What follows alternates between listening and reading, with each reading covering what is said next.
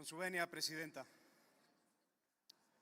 Compañeras y compañeros, la injerencia extranjera en procesos electorales es un riesgo real. Está documentada en múltiples democracias. Rusia intervino en las elecciones estadounidenses del 2016. Francia enfrentó una intervención en el 2017. Alemania, el Reino Unido, varios países de Europa del Este han lidiado con operaciones de desinformación transfronteriza. Nadie en esta bancada ignora el riesgo, ni mucho menos lo minimiza. Lo que nos trae aquí el día de hoy con un voto en contra es el instrumento que se nos propone. La causal que llegó de la Cámara de Diputados cabe en una línea y abre la puerta a cualquier cosa, sin sujeto, sin intención, con un estándar de prueba que ninguna autoridad puede cumplir de manera objetiva y con un destinatario de la sanción que en la mayoría de los casos sería imposible identificar. Hace un momento en la comisión expusimos los detalles técnicos con la profundidad que merecían. En este momento quiero enfocarme en otra cosa. Quiero hablar de para qué sirve realmente lo que se está aprobando el día de hoy. Y quiero hablar también de lo que esta reforma decidió no atender. Porque si en este país realmente nos preocupa la intervención en nuestras elecciones, la conversación de hoy sería otra.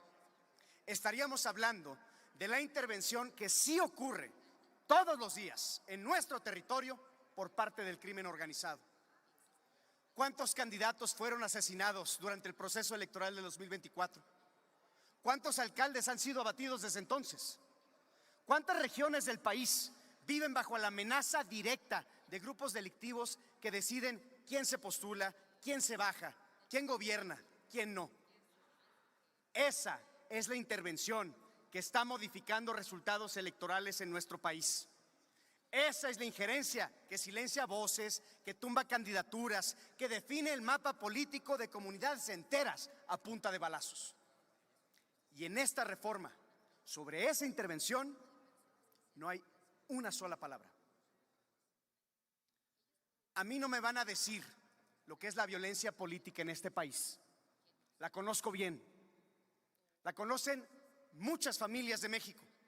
Y resulta francamente difícil tomarse en serio una reforma constitucional que invoca la soberanía electoral para protegerse de una editorial extranjera, mientras guarda silencio frente a las balas que sí están definiendo elecciones en territorio mexicano el día de hoy.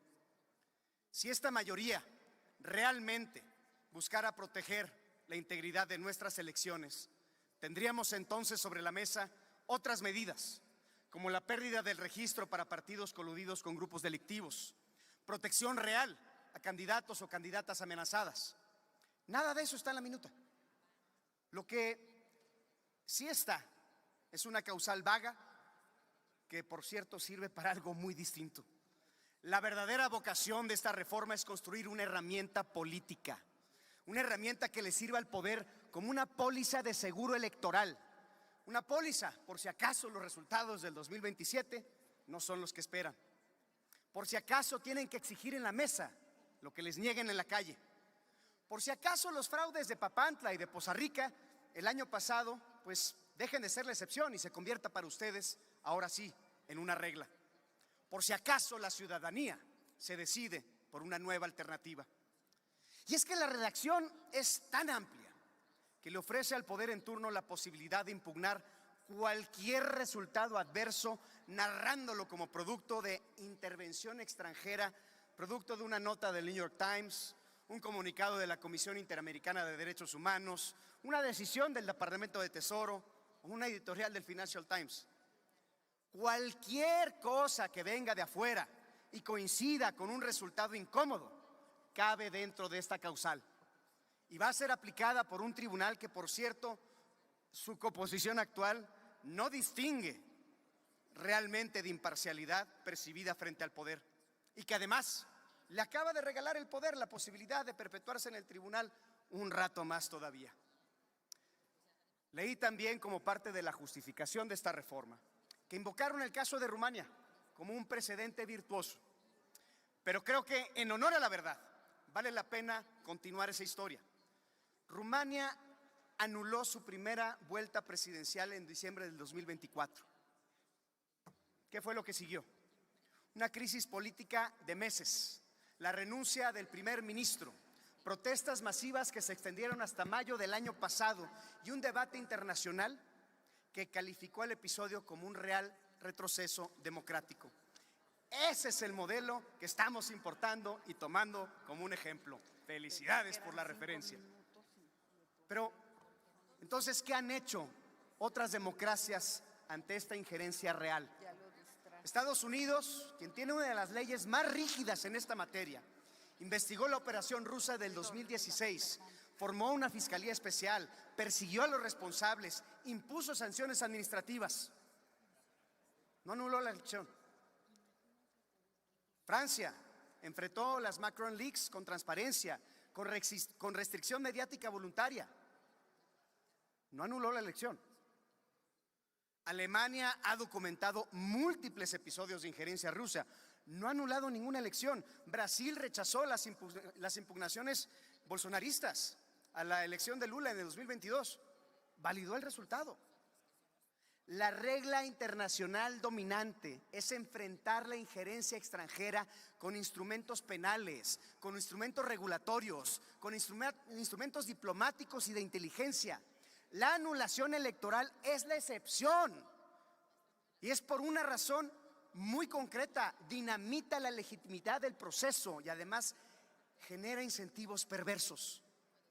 Y para acabarle el transitorio, obliga al Congreso de la Unión y obliga a las 32 entidades locales a armonizar su marco normativo antes del 5 de junio de 2026. Estamos a días de esa fecha.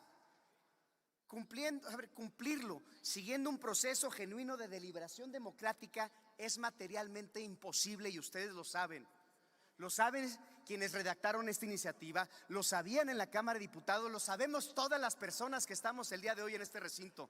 Aprobar un decreto constitucional con un transitorio inejecutable en el momento mismo de su votación dice mucho sobre la calidad de la deliberación que acompañó, o más bien dejó de acompañar, este proceso.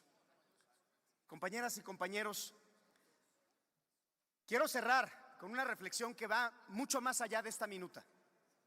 La regla de oro de cualquier instrumento jurídico de máxima trascendencia es preguntarse cómo funcionaría en manos del adversario político. Y si la respuesta genera incomodidad, entonces el instrumento está mal diseñado. Una causal constitucional amplia, sin sujeto definido, con un estándar probatorio que nadie puede cumplir de manera objetiva, aplicada por un tribunal cuya equidistancia frente al poder hoy es bastante cuestionada, pues le ofrece al poder en turno una herramienta extraordinaria: la capacidad de impugnar cualquier resultado electoral adverso con base en hechos cuya valoración admite múltiples interpretaciones. Esto no protege la soberanía. No se mientan, no nos mientan. Esto amenaza la democracia. A ninguna fuerza política le conviene una herramienta así, ni siquiera a quienes hoy ostentan el poder y la están impulsando. Porque recuerden que las mayorías siempre son temporales. La bancada de Movimiento Ciudadano votará en contra y lo hacemos con la conciencia tranquila, porque cuando esta causal se use para anular una elección legítima, y se va a usar, queremos que conste que advertimos lo que estaban construyendo. Lo que hoy se está aprobando en este recinto tiene mucho más que ver con el control del poder que con la defensa de la soberanía electoral mexicana. Así que conste en el diario de los debates. Es cuanto, presidente.